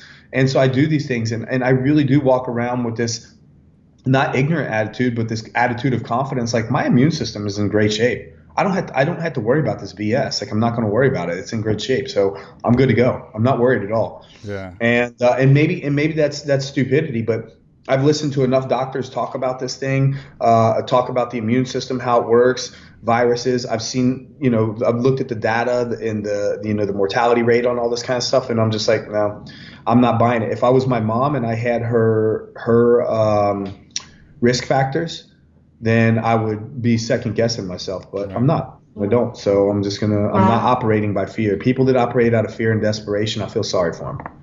Yeah, absolutely, man. I agree with you. And thanks for the insight on Singapore and what's going on with you. I like getting perspectives from different people from around the world right now.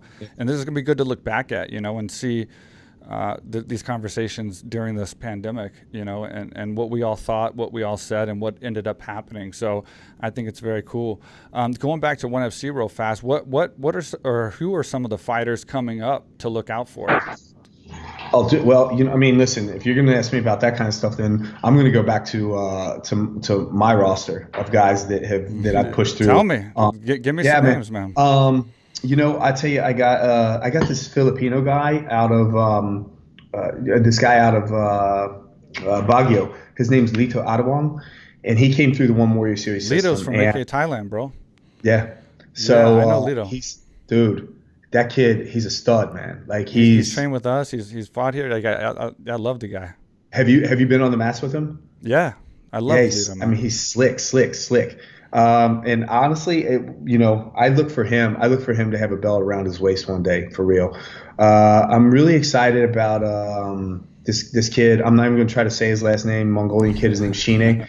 He came through Warrior Series, and he's now won championship.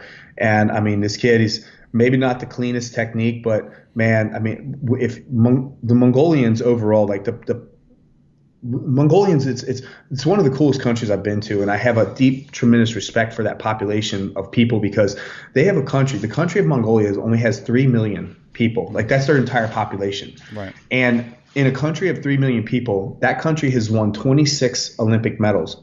24 of those are in combative sports, boxing, judo, and wrestling.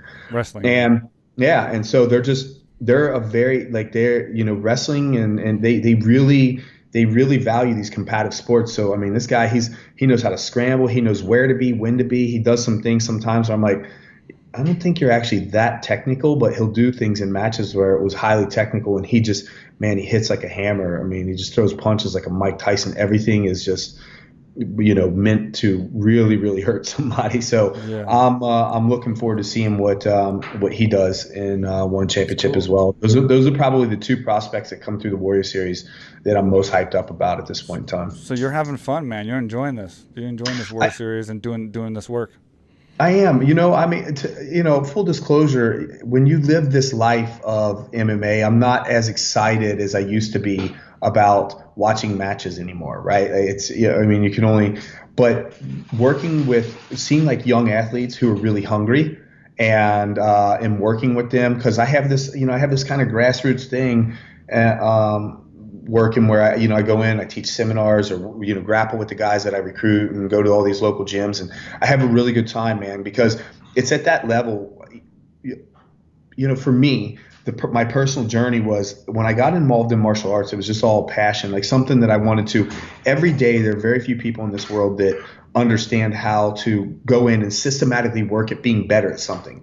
If you're a musician and you work on an instrument, if you're a martial artist, if you're whatever, it doesn't matter whatever your skill is, whatever your craft is, there are very few people in the world that do this. And so initially for me, martial arts was all about just pursuing something that I truly enjoy doing, and the pursuit of excellence on a daily basis, and self-improvement, which is one of our company values, is a daily self-improvement. And this is something that I've lived my entire life. And rewinding myself back to just that pure passion of martial arts, and not the, man, I have to win this match because I have this sponsorship on the line, or there's this title, a possible title shot or contract renegotiation, or I got to go do this PR thing, like all that stuff. When you get rid of all that and strip it back down to the bare essentials of what I truly started off doing in this sport, that's what I love about it. And that's what this position in One Championship, working on the One Warrior Series, running that project, allows me to do, man. It's awesome. Yeah, I saw So with you that get. being said, hey, how come I have not been to AKA Thailand? What's the deal with that? Because Man, I'm asking you. That you should be asking yourself that question, man. I want to show you the gym. I want to show you the man. It's like nothing else, man. You got to come out there and check it out. Victor was out there in the beginning when we were building it. And what I'm about to build next, bro, is gonna blow your mind. Like it's. We have a 2-acre property, and we have AKA Thailand there now with multiple buildings, 5,500 square foot open air Muay Thai area overlooking the jungle and the mountains.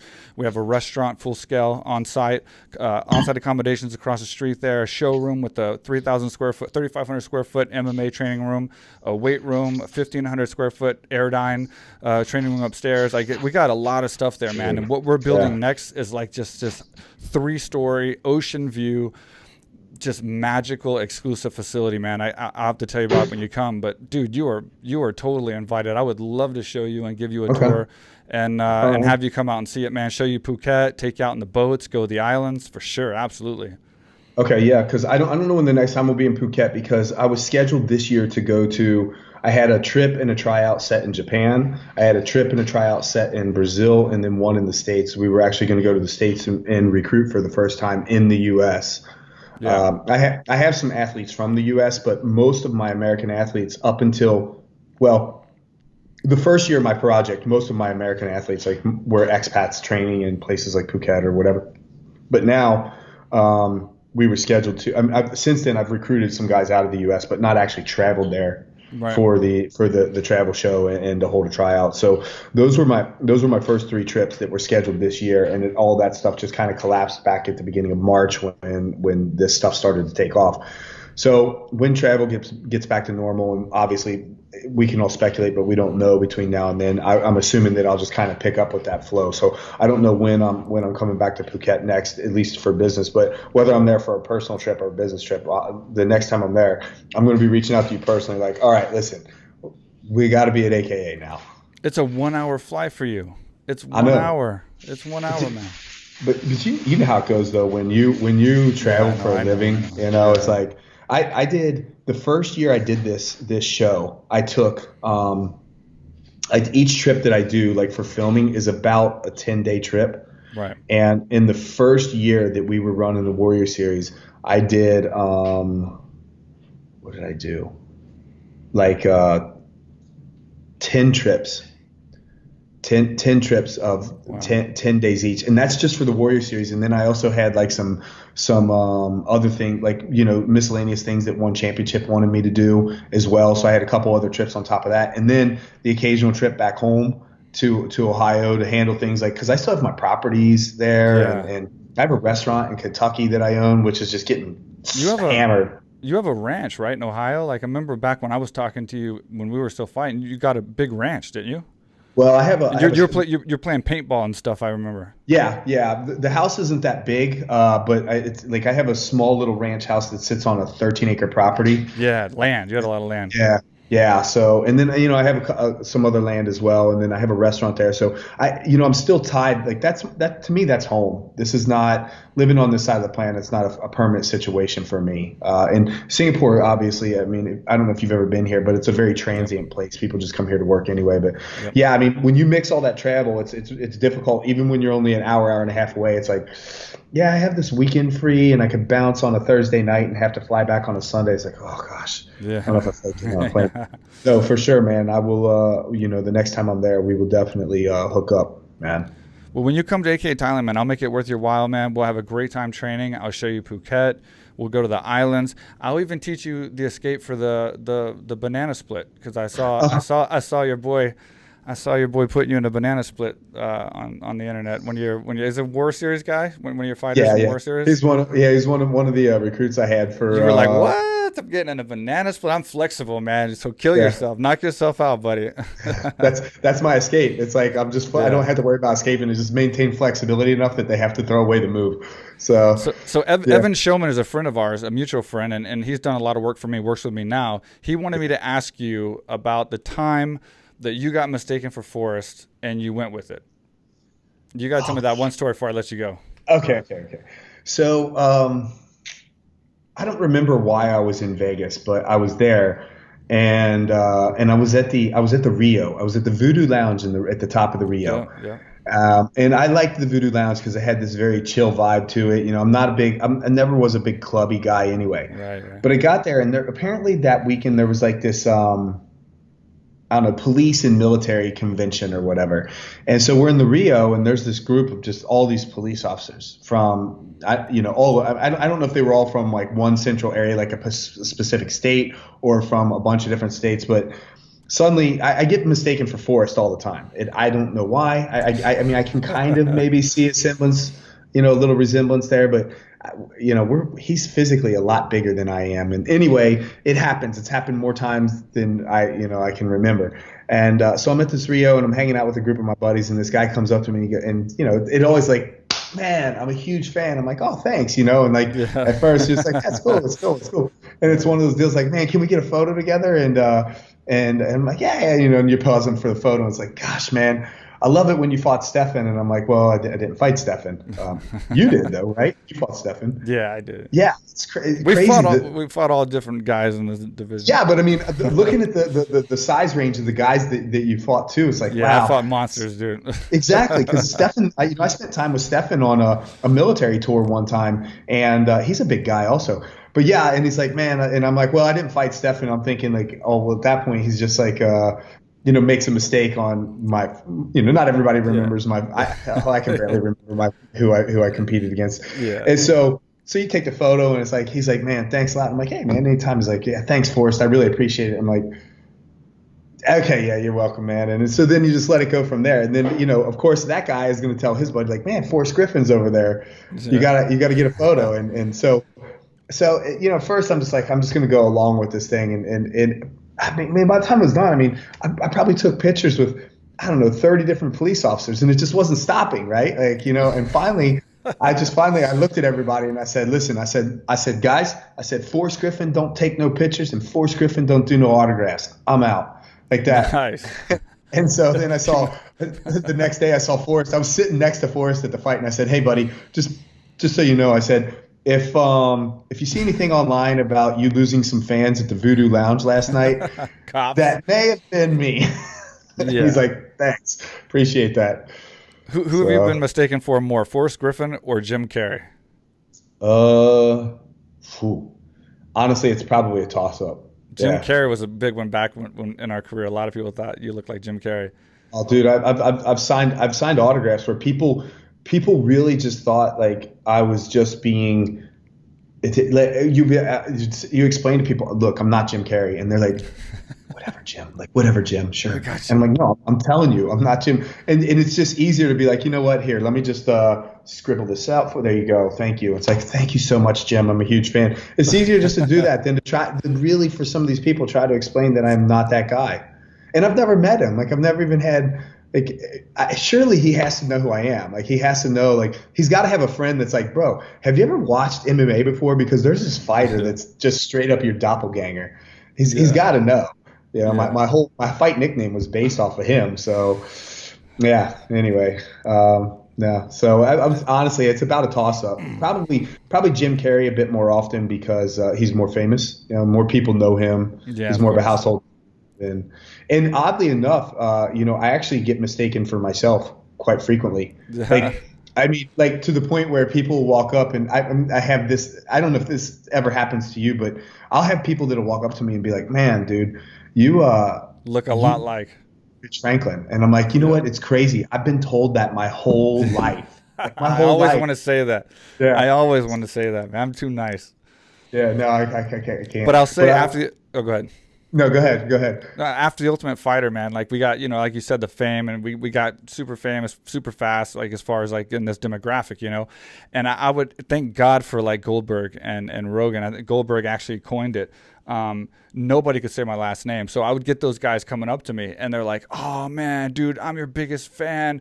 Oh, can you sign this autograph for me, Mike Swack? Like they couldn't say Swick. It was Swack and Swook. And it was like, they could not say Swick. The best thing that ever happened at the beginning of my career in the UFC was Mike Goldberg coining Quick Swick because it rhymed. And from that point on, they never missed it. You know what I mean? Like then they at least got the name correct. But like before that, it was like, I'm like, you're my biggest fan and you don't know my last name. Exactly. And then like they go to the next guy, Koscheck. Oh, Koscheck, I'm your biggest fan. And then they go to like Diego, I'm your biggest fan. It's like, okay. Two, yeah, it's crazy, man. I like when I meet people and especially in an autograph line and somebody's like, man, I'm a huge fan. I'm like, oh, thanks. It's like you're talking. It's like, so who's your favorite fighter? And if it was me and I was talking, I might be like, well, obviously Rich Franklin. Like I would say you are, but it's like. I really like this guy, or especially people are like, my favorite fighter is Anderson Silva. I'm like, thanks, man, appreciate that. Yeah. Like, but you know what? I do. Openly honest fans. Yeah, I do. I honestly do. Brutally honest fans. Yeah, it's like I don't care. So, no, it's funny, man. That's so funny, man. Well, listen, man, I've took up a lot of your time, man. We're an hour and 45 minutes. I appreciate so much talking to you, catching up with you, man. Like. We've been through it all since a long time. We were like the OGs, man. We were there kind of in the beginning of this wave, and our careers were very close together. And you had so much success. Hats off to you, man, for your championship. Hats off multiple time. Hats off for the Hall of Fame. And I greatly appreciate you sitting here talking to me and going over catching up and going over the quarantine and telling these fun stories, man. I think people are really gonna dig it. So. Well, you know what?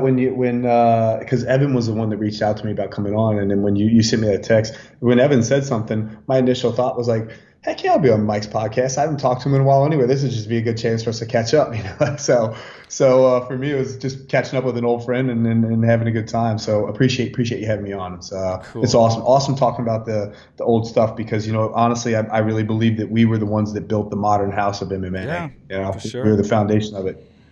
Yeah, so I agree with you, man. Yeah. Well, thanks, man, and good luck with everything with ONE FC and Warrior Series, and I'll stay in touch with you. And whenever you can, book that trip, man. Come down to Phuket, come to AKA Thailand, man. I'll show you a good time, show you the gym, and I think you'll dig it. Awesome, I'm on it. All right, brother. Thank you so much. Cool. Yeah, take care, buddy. All right, well, there you have it, Rich Ace Franklin. What a great conversation. It's been a long time since I got to talk to him. I've been wondering what he's been up to as far as outside of what I see on the internet. I knew he was doing the Warrior Series. I knew he was the vice president of ONE FC and ONE Championship. I see him training and traveling the world and stuff, but it was great rehashing some of these stories that we had during our career, and I hope you guys took from it. I hope you guys enjoyed sitting in on our conversation and kind of just reminiscing about the past, the good old days of MMA as it was starting to blow up. So anyway, hope you enjoyed it. If you're watching on YouTube, please leave us a comment. Let us know what you think. Subscribe, please. Obviously, we want you to subscribe so you can see when the new videos are coming out. We're doing these every few days. We're going to continue doing them as often as we have been. If you're on the audio platforms, iTunes, Stitcher, SoundCloud, Spotify, subscribe to us there as well. And check out the YouTube. It's always better to watch us interact. We do funny things and we laugh and make face gestures and sometimes that's interesting. So anyway, thank you guys for watching and listening, and I'll see you next time.